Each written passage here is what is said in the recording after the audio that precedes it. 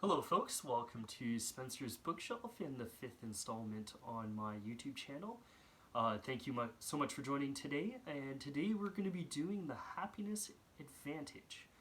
It's a book by Sean Achor. Sean Achor studies a lot about positive psychology, and he's a renowned speaker to a lot of Fortune 500 companies, and he does seminars with the American government on improving the workplace, but also changing management styles into a more positive style approach itself. So this book is one of the books on my Kindle, so I don't have the physical book. I actually have a lot of books on my Kindle, so going forward I'm sure there'll probably be more. I'll be holding this up more so than holding up a physical book itself. If you haven't seen my previous episodes, please watch them, and please subscribe. The button's down below to Spencer's Bookshelf. That gives you notifications when I do have a new episode that comes out. It also allows me to feed into the algorithm for YouTube and to pop into the feed if someone's looking for book reviews. And I want to grow this channel. I want to get people reading again. It's important for me to get you reading, especially during this time of COVID and beyond COVID. Once everyone's back, living life, I want you reading. It's gonna make the world a better place if we have more people reading and taking in knowledge and expanding their horizons itself. So today we're gonna talk about this book. It's a very interesting book. I'm gonna firstly talk about some important parts of the book that I found important. Then after that, I'm gonna sort of talk about what I thought of the book as a whole, give it a rating, and yeah, that's what we'll do today. So firstly, I just wanted to say a quote that he sort of alludes to early on in the book, which I think is a very important quote. He says, "Successful people are not always happy, but happy people are always successful." So essentially what he's saying is happiness is a mindset. It's not something where you have goals, and if you don't meet these goals, you're not going to be happy. The idea is, if you're happy today, right now, you'll be successful. So he goes into something which is called rational optimism. So firstly, he sort of talks about the difference between an optimist and a pessimist, and why having rational optimism is something that's very important. And actually, what I'm going to do actually is give you a quote from outside of the book. It's actually a quote from Barack Obama in his speech in Iowa when he won the Iowa caucuses, his first caucus back in 2008, would have been January 3rd, 2008. It was actually a quote that I've always stuck in my personal head, but it kind of illustrates exactly what Sean Achor's trying to say. So this is Barack Obama's quote in his speech. He says, "Hope is the bedrock of this nation. The belief that our destiny will not be written for us, but by us. By all the men and women who are not content to settle for the world as it is, but who have courage to remake the world as it should be." To remake the world as it should be. So what he's saying is, in order for you to be happy, in order for you to get ahead, in order for you to be successful, you have to be optimistic. It doesn't mean that you're blindly optimistic. It doesn't mean that you just are happy all the time and you're looking to always you're not looking to always think the world is rainbows and flowers and things like that. Yeah, there's issues in the world. There's issues in our day-to-day lives, in our macro part of our life and the micro part of our lives. But you know what? If you look at things from an optimistic view, and that's sort of one of the driving factors in this book, if you're able to rationally look at something optimistically, so say an issue, a problem, things like that, you're going to be happier. And you know what? You're going to be more successful. A pessimistic person is going to have a tighter lens. They're not going to be able to see the world broadly, and that's because someone who's optimistic, psychologically, their head is actually able to see things in a brighter way. And I don't mean this in just sort of a physical way or just in a hearsay way. It's actual true science. Sean Achor in his book talks about an experiment they did where pessimistic people were looking at an image and optimistic people were looking at an image. Optimistic people could describe all of the image at once, where pessimistic people were driven right into the crux of the image itself. So what he's trying to say is, yes, if there's an issue, you have to deal with it. It's not always going to be great. But if you look at it from an optimistic lens, you're going to look at the whole picture. You're going to see the trees in the background, the roses in the background, the sky, the sun. You're not just going to look at the problem in the middle of the picture. So that's one thing I thought was really interesting. So another aspect of the book that I thought was also really interesting is what is happiness and how do you become happy. So he looks at what percentage of happiness comes from external and how much of it comes from internal processes per se in your life. So he says through his studies, 10% of it is what you're born with. So 10% of your happiness is a result of how you were born, the physical situation you're in, and things like that.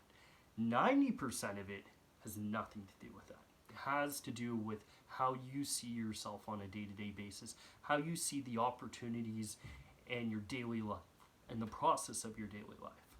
And the thing that actually really drives up that 90% of happiness is not success in meeting goals.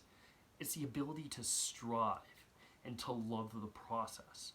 And that's what he's sort of driving home. It's not about, oh, I just got a MBA, or I got my law degree, or I just became a doctor, or I just got a massive investment portfolio, blah, blah, blah. No, it's how you got there that makes you happy. The process of it. Once you get there, you'll probably be a bit happy as well, but it's not what drives the happiness itself. So one thing I wanted to talk about too is a couple studies that he illustrates quite a bit in the book. And I thought there was a couple elements of things to think about as a result of these studies that he's done. So the first one was called the Tetris effect. So basically he forced people to play Tetris for 3 days. And then after playing Tetris, and these were people playing it from like the time they woke up to the time they went to bed. They had to play Tetris, probably eating while playing Tetris, and had to go to the washroom, and in the washroom they're playing Tetris and things like that. But yeah, they had to play Tetris. So what happened? After that, those people, when they went to the grocery store, so this is after the 3 days, and they were putting cereal boxes and apples and stuff in their cart, in their grocery cart, they were shaping it as if it was Tetris. And they were doing different things in their life. They were organizing their house. They were putting plates away in their kitchen as if it's Tetris. So why is that important to happiness? What the study does is it shows that you can retrain your brain to be happy.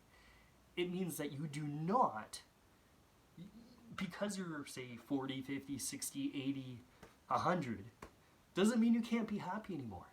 It doesn't mean you're too old. And I think that alludes to a lot of things in life.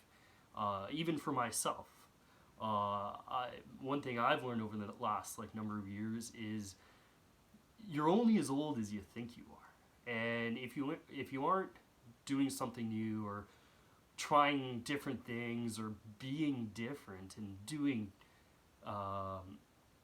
expanding yourself, you're not going to be happy. So what he's shown is that you can retrain your brains to do the things that make you happy and to have those processes in place. A second study that he did, which I thought was super cool, is he did a study of cab drivers in England. And it was a psychological study, so a brain scan. And they looked at the hippocampus on cab drivers in England. And one thing they noticed is that the hippocampus, which is the part of the brain that's used for spatial reasoning, was actually much larger than the average person. So he thought, well, how could this be? I mean, was it just random that most of the cab drivers in England were born with a bigger hippocampus? I mean, most of these cab drivers probably only started at earliest in their early 20s, but most of them started much later because a lot of them are newer immigrants, so they may have started in their 40s or 50s and things like that. So why is it that all of them have a bigger hippocampus? It's because it still expands as you get older. And that's what's crazy. Just because you're 30, 40, 50, people say your brain starts developing and you can't, or stops developing and you can't do things anymore. That's a lie. Clearly from this, I mean, and the reason why their hippocampuses were bigger is because England is not a grid system city. It's to get around London, England, you have to go, there's a lot of crazy turns, and it's a maze. It's literally a maze. I haven't been there a number of years. I need to go back after COVID sometime. I miss it in England. I think it's a great country. England's a great country. London's a great city. But I do think that it's really, really interesting that because these cab drivers are having to use their brain so much to reason where they are and to constantly figure out where they are in the maze of London, that part of their brain just expands and continually expands as they get older in age. So that shows you can still be happy and you can still do things to make you happy. You can still have those processes in place and have the rational optimism to continually be happy. I'm actually going to talk about one other quick study, which I thought was really interesting that he talked about. And that was, he had a bunch of 75-year-olds. He actually didn't do the study. There was another psychologist who did the study, but he cites it in the book itself. So a bunch of 75-year-olds went on a retreat for a weekend, except, and so this was in around 1980, and they were told that in this retreat, it's 1960. So it was the last days of Eisenhower's presidency, before JFK was president, and things like that. So they had newspapers from that time. They had clothes that they had to wear from that time during this retreat. They had pictures in their name tags that showed them at that age, 20 years prior, so when they were 55 instead of when they were 75. So everything was based on 20 years before it was that day, for 3 days. What happened? Firstly, which was so cool, their eyesight got better by 10%. Their posture got better. They looked 3 years on average younger than they did the previous year. Subjects were felt more energy, more lively, and a lot of their health issues that were ongoing health issues actually decreased. So things like diabetes and things like that.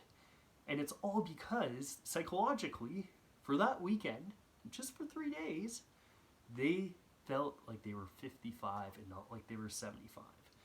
So what that sort of says is that mindset is a big thing when it comes to being happy. It's not as much to do with your outside surroundings. It's a lot to do with who you are and what you're thinking at that time. So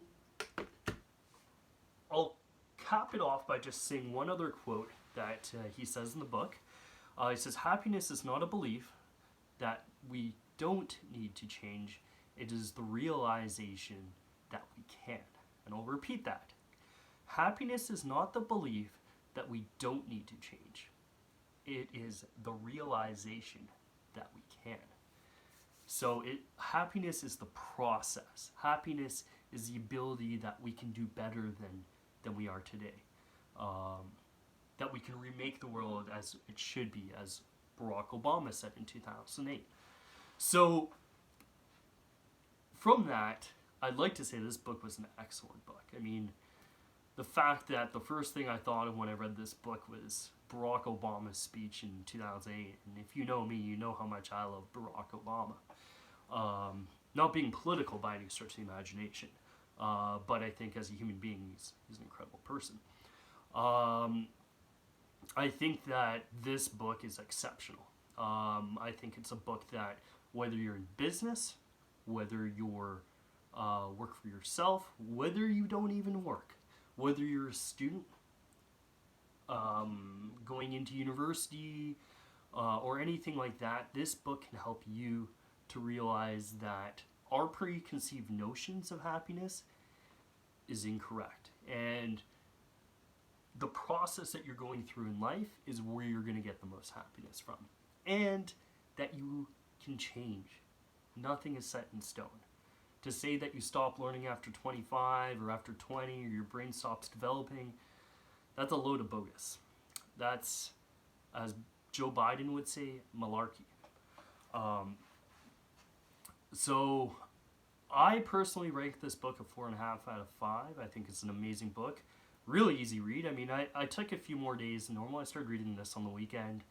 I was actually hoping to get the video out yesterday, but I don't know. I was reading every word, and I was soaking this up like a sponge. And I think it's a fantastic book. I really, really like the way in which the author describes a lot of the studies that he's done, the principles that he develops in the book, because he does have 7 principles in the book. I mean, there's a lot more to the book than what I've talked about in this video, but it's an excellent book, and I really, really, really stress that you read this book. Anyways, thank you so much for joining me today. Again, please subscribe and view the other videos that I've put out. I'll be setting up another video soon. I can tell my hair is getting long, and at some point I'll need a haircut. It'll be a nice time capsule to look at what I look like now, because normally my hair is not this long. Anyways, thanks again, guys. Have a great day. Have a great week. Stay safe and read.